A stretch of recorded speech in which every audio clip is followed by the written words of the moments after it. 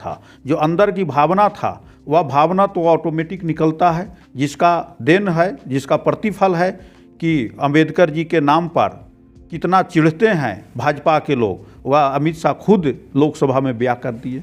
और उनको एक फैशन से संबोधित करना यह देश का अपमान है। पूरे देश और दुनिया के लोग वो हंस रहे हैं कि जो देश को बनाने में, देश को गढ़ने में जो नेहरू जी का योगदान था, जो देश को आज़ाद कराने में पूरे नेहरू और गांधी परिवार का जो समर्पण था, जिसमें दो इंदिरा गांधी और राजीव गांधी का बलिदानी हुआ, और वैसे परिवार पर, वैसे व्यक्ति पर सिर्फ एक कल का भी घटना देखिए, जिस तरह से राहुल गांधी जी के साथ धक्का मुक्की हुई और उसके बाद उल्टा आरोप लगाया जा रहा है। जो उससे प्रभावित हुए उस घटना में भाजपा के सांसद, वह खुद बयान दे रहे हैं कि राहुल गांधी पीछे थे, धक्का आगे से लगा। आप देख रहे हैं विजन आजकल और मैं हूं इमरान अली। व्यूअर्स, आज मैं आपकी मुलाकात कराता हूं कांग्रेस के वरिष्ठ नेता और औरंगाबाद लोकसभा क्षेत्र से उम्मीदवार रह चुके और वर्तमान में कांग्रेस के प्रभारी हैं औरंगाबाद के, काफ़ी सक्रिय हैं और इनका बहुत लंबा संघर्ष रहा है राजनीति और समाज के क्षेत्र में। हम आज जानेंगे वर्तमान में जो अभी हालात हैं देश में, कई बातों को लेकर। एक तो ये कि जो सत्ता के लोग हैं, यानी जो एनडीए के लोग हैं, वो मानते हैं कि कांग्रेस या विपक्षी दल लोकसभा चलने नहीं देना चाहते हैं, वो किसी चीज़ों को सामने सही तरीके से नहीं लाते हैं। दूसरी बात ये कि अभी बाबा साहब भीमराव अंबेडकर को लेकर जो गृह मंत्री के बयान आए हैं, उसको लेकर भी विपक्षी दलों में एक उबाल आ गया है और उसको लेकर भी परिस्थिति कुछ और बनी है। और अभी आपने देखा होगा कि जो लोकसभा में कुछ धक्का मुक्की की बातें आई हैं, उसमें जो कांग्रेस के राष्ट्रीय अध्यक्ष खड़गे साहब हैं, उन्होंने भी आरोप लगाया है कि उन पर, और एक उड़ीसा के बीजेपी के सांसद हैं, उनका आरोप है कि वो राहुल गांधी जी ने उनको धक्का दिया। ये दोनों का एक दूसरे पर सिर्फ आरोप प्रत्यारोप है, चीज़ें अभी सामने नहीं आई है कि कहाँ किनकी गलती है। लेकिन एक बात ज़रूर है, जो हमारे साथ संतोष कुमार जी हैं, हम इनसे बात करेंगे कि क्या बात है। ये आरोप लग रहा है कि विपक्ष के लोग और ख़ास करके कांग्रेस बस अडानी करती है, देश के मुद्दे से भटक कर सिर्फ अडानी करके ही लोकसभा का समय बर्बाद कर रही है। क्या कहेंगे आप? देखिए इमरान साहब, सबसे पहले तो आपको विजन आजकल चैनल को बहुत बहुत धन्यवाद, और मैं कामना करता हूं कि आपका चैनल काफ़ी आगे बढ़े और लोगों की आवाज़ को मुखर तरीक़ा से लोगों तक पहुंचाएं। इसके लिए मैं आपको पुनः शुभकामना देता हूं। Thank you sir. आपने 2-3 क्वेश्चन किए। सबसे पहला क्वेश्चन किए अडानी के मामले में। आज़ाद भारत के बाद ही नहीं, संसदीय प्रणाली में यह पहला मौका है जब विपक्ष कह रहा है बहस कराने के लिए और सत्ता पक्ष उसके लिए तैयार नहीं है, और इसके लिए लगातार कितने दिनों तक लोकसभा बाधित रहें और जनता का गाढ़ी कमाई उसमें खर्च होते रहा। इसका जो नुकसान हुआ यह सत्ता पक्ष कहाँ से कर पाएगा? यह इतिहास का पहला रिकॉर्ड है कि विपक्ष हमेशा तैयार है बहस कराने के लिए और सत्ता पक्ष उसमें से भाग रहा है। नहीं सर, ये जो अभी धक्का मुक्की हुआ है लोकसभा में, इसको लेकर क्या कहेंगे? आरोप जा रहा है, बल्कि राहुल गांधी पर एफआईआर भी दर्ज हुआ है। देखिए, सच्चाई जो है कभी छिपता नहीं है।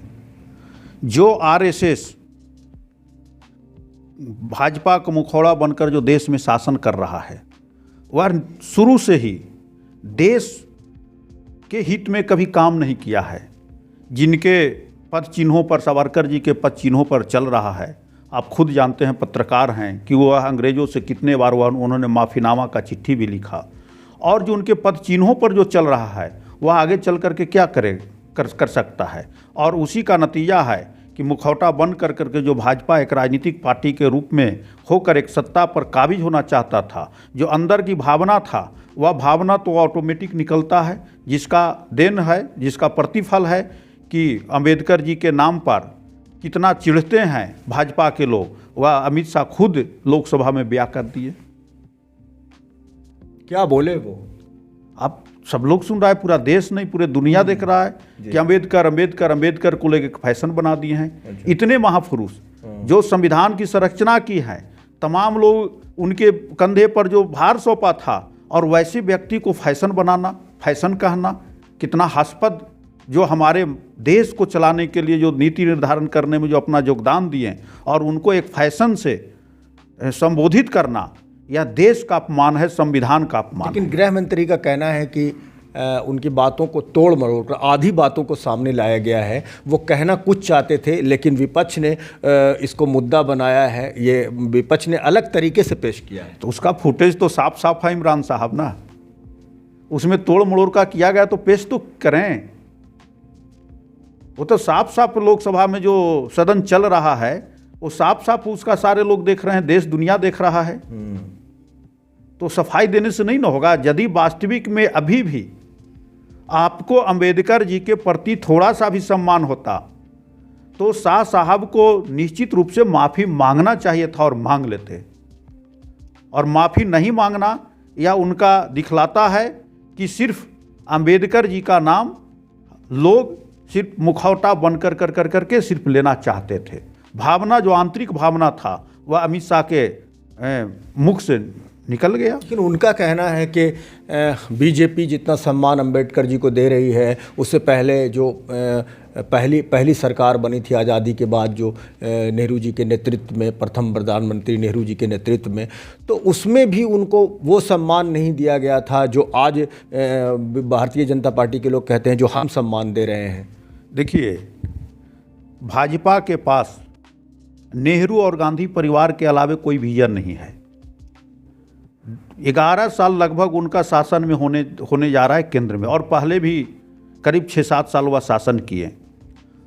और उसमें यदि वो अपना विजन न बतलाएं, नेहरू जी जो देश को किए, वह इतिहास में न कभी किसी को करने का ताकत है और न भविष्य में कोई कर पाएगा। उस समय भी, जिस समय देश आज़ाद हुआ, उस समय भी अपने प्रॉपर्टी का अधिकांश हिस्सा देश को उन्होंने समर्पित कर दिया। और जब 77 साल पहले देश आज़ाद हुआ था, उस समय क्या स्थिति था लोगों को खाने पीने का। लोग हमेशा प्रत्येक वर्ष कितने लोग भूख से मर जाते थे, जो सारा देश देख रहा था। और उन्होंने पहली बार कृषि को आगे लाने के लिए हिंदुस्तान में पहला बार कृषि विश्वविद्यालय की उन्होंने स्थापना किया था। और उतना ही नहीं, उद्योग के क्षेत्र में, सिंचाई के क्षेत्र में जो उन्होंने नींव रखा देश को, जिस समय देश कंगाल था, और वैसी परिस्थिति में उनको जो सत्ता मिला, जो देश को संभालने का उनको मौका मिला, और बखूबी उन्होंने संभाला, तो उन पर किसी तरह का आरोप लगाना, यह समझिए कि जनतंत्र के विरोधी नहीं, देशद्रोही है। लेकिन वो तो कहते हैं कि ज़्यादातर कामें उस समय की जो मिसाल दी जाती है, बीजेपी के लीडर मिसाल देते हैं कि उनके समय में जो कुछ हुआ वो देश हित में नहीं हुआ। तो वो क्या बोलेंगे? उनके अलावे, नेहरू गांधी के अलावे विजन क्या है उनके पास? कोई विजन है? एक अडानी के चलते उन्होंने कितने दिनों तक सदन में बहस कराने की जिनको हिम्मत नहीं हुआ, वह नेहरू और गांधी परिवार पर सिर्फ दोषारोपण करने के अलावे क्या कर सकते हैं? यह एक हास्यास्पद है। इसलिए कि कांग्रेस की जितने भी लीडर हैं, कभी वह पार्टी के लिए समर्पित नहीं हुआ, देश के लिए समर्पित हुए। कांग्रेस के लीडर के पास हमेशा विजन रहा है देश का। देश के आज़ादी के पहले लगभग 10 साल जेल में रहने वाले नेहरू जी हैं। आज़ादी के बाद जितना उनके पास प्रॉपर्टी था, उसमें 90-95% वह देश के लिए दे दिए। और स्वतंत्रता सेनानी का जहाँ तक, स्वतंत्र देश को स्वतंत्र कराने का जहाँ तक मामला है, उनके पिताजी, उनके माताजी, उनकी पत्नी, उनकी बेटी, किनका योगदान नहीं है? कौन नहीं जेल स्वतंत्रता सेनानी में गए हैं? और वैसे व्यक्ति पर इस तरह का बयान देना एक हास्यास्पद ही नहीं, पूरे देश और दुनिया के लोग वो हंस रहे हैं कि जो देश को बनाने में, देश को गढ़ने में जो नेहरू जी का योगदान था, जो देश को आज़ाद कराने में पूरे नेहरू और गांधी परिवार का जो समर्पण था, जिसमें दो इंदिरा गांधी और राजीव गांधी का बलिदानी हुआ, और वैसे परिवार पर, वैसे व्यक्ति पर सिर्फ बयान देना, यह बहुत ही हास्पद है। और दूसरी बात यह है कि भाजपा के पास, मोदी जी और अमित शाह के पास नेहरू और गांधी के अलावे कोई विजन ही नहीं है। यदि वह देश के लिए कुछ करते तब ना अपना वह विशेषता बतलाते कि मैंने यह देश के लिए किया। ये बीजेपी के लोग मानते हैं कि कांग्रेस के लोग को विकास नहीं दिखता है।